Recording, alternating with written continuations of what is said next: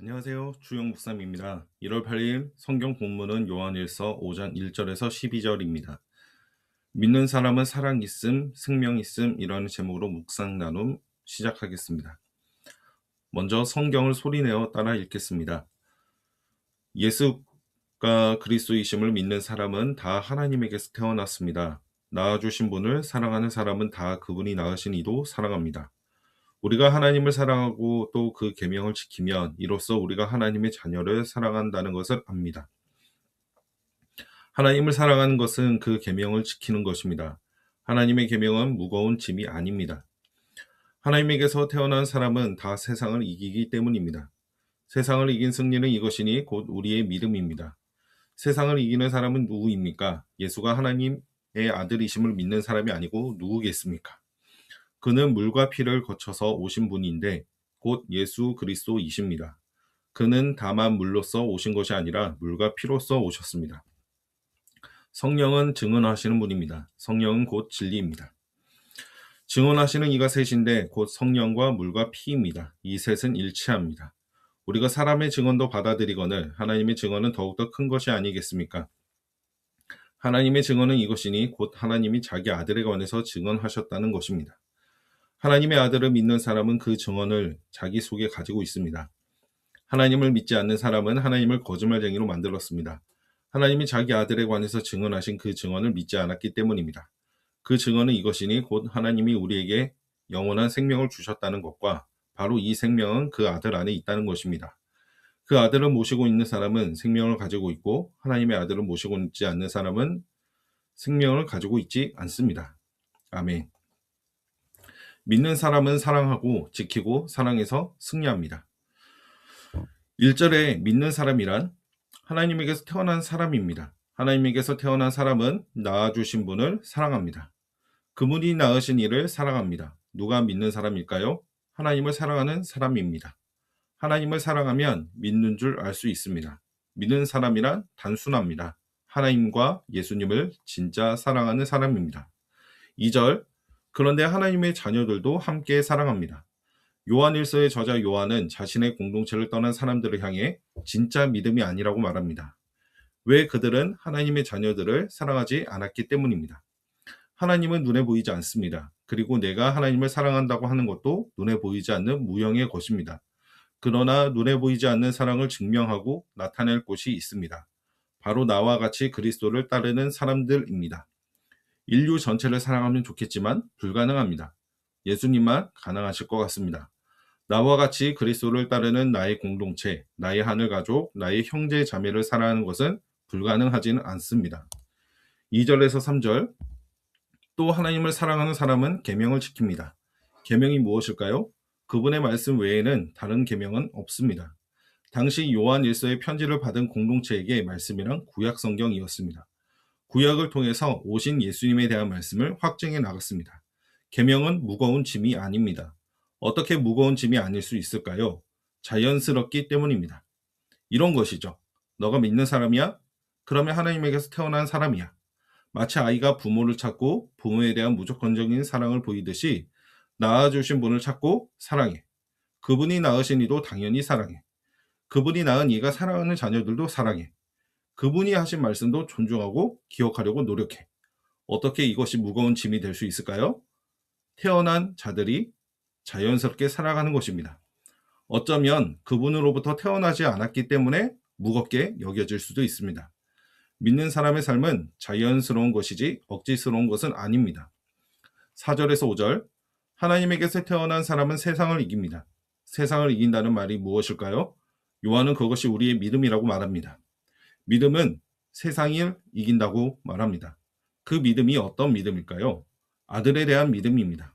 요한일서에서 요한은 아들이신 예수님에 대해서 강조합니다.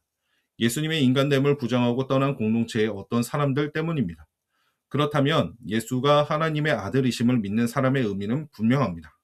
예수님에 대한 완전한 이해, 온전한 알아가기를 통해서 믿는 사람들입니다. 그게 가능할까요? 예수님에 대해서 충분히 알지 못하는 것 같습니다. 다 알 수도 없습니다. 하지만 진짜 그 믿음을 가진 사람에게는 서로 사랑하는 모습이 삶으로 나타납니다. 요한은 그것이 세상을 이기는 승리라고 말합니다. 묵상과 적용입니다. 믿는 사람들이란 아주 단순하지만 분명한 사람이라는 것을 알게 됩니다. 사랑하고 사랑하고 사랑하는 삶입니다. 하나님을 사랑하고 예수님을 사랑하고 그 예수님이 사랑하신 하나님의 자녀들을 사랑하는 삶입니다. 그런 믿음을 가지고 사랑하며 살아가는 자들이 이 세상을 이긴다는 것은 이 2000년 전의 고백이 진짜 놀랍습니다. 여전히 이 세상을 이기는 자들은 힘을 가진 사람들인 것 같습니다. 힘을 가졌으니 아무렇지도 않게 빼앗아 버립니다.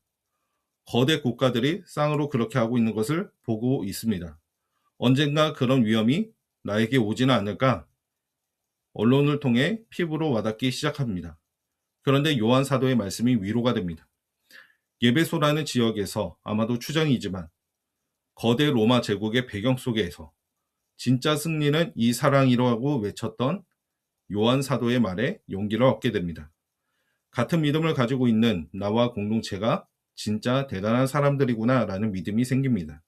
묵상하며 하나님을 알아가고 하나님을 사랑하고 묵상하며 나의 공동체를 사랑하는 일들이 세상을 이길 것이라는 이 말이 소름입니다.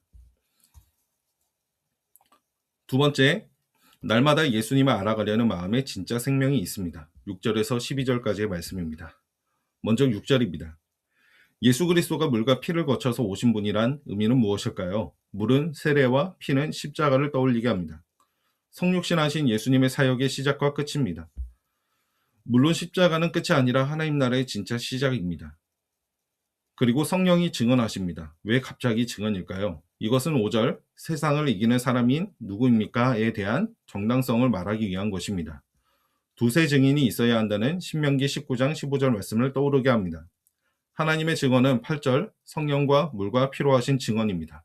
9절 바로 그 증언은 예수님이 진짜 하나님의 아들이시라는 것입니다.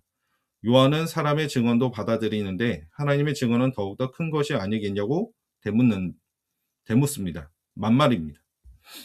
10절 하나님의 아들을 믿는 사람은 그 증언, 성령, 물, 피를 가지고 있습니다. 하나님을 믿지 않는 사람은 아들에게 관해서 증언하신 그 증언을 믿지 않습니다. 하나님의 아들이신 예수님을 받아들이지 않는 사람들, 바로 요한의 공동체에서 예수님의 인간됨을 부정한 사람들을 저격하는 말입니다. 인간이셨던 예수님을 본 적이 없던 저에게도 이런 어려움이 있습니다. 그런데 잘 생각해보면 저의 믿음이 자라가게 된 계기도 어쩌면 예수님은 계셨을지도 모른다는 단순한 믿음과 호기심 때문이었습니다. 11절 하나님이 우리에게 영원한 생명을 주셨습니다. 그런데 그 생명은 아들 안에 있다고 말합니다. 12절 아들을 모시고 있는 사람은 생명을 가지고 있습니다. 묵상과 적용입니다.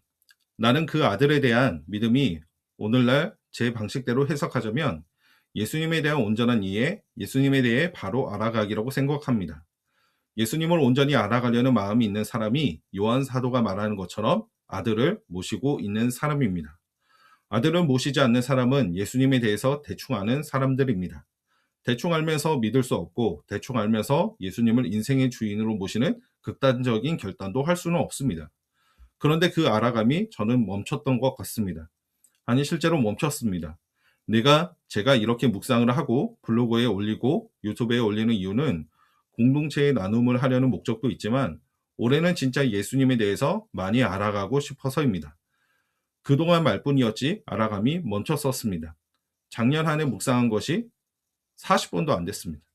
그것도 예수님을 알아가는 묵상이 아니라 사실 설교를 위한 묵상일 때가 많았습니다.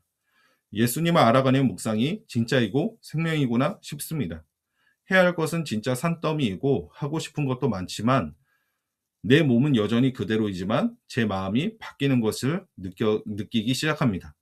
정말 오랜만인 것 같습니다. 지속적으로 이 묵상을 계속했으면 좋겠습니다. 마지막으로 주혁 묵살매에서 묵상하는 삶은 사실 제 게임 아이디였습니다. 그리고 한글을 배우는 중인 막내가 자동차 키링에 목사님이 아닌 묵사님이라고 썼습니다. 곧 그 묵사님이란 글자는 사라지겠지만 그게 기억이 나서 주혁 묵삼이라고 하게 되었습니다.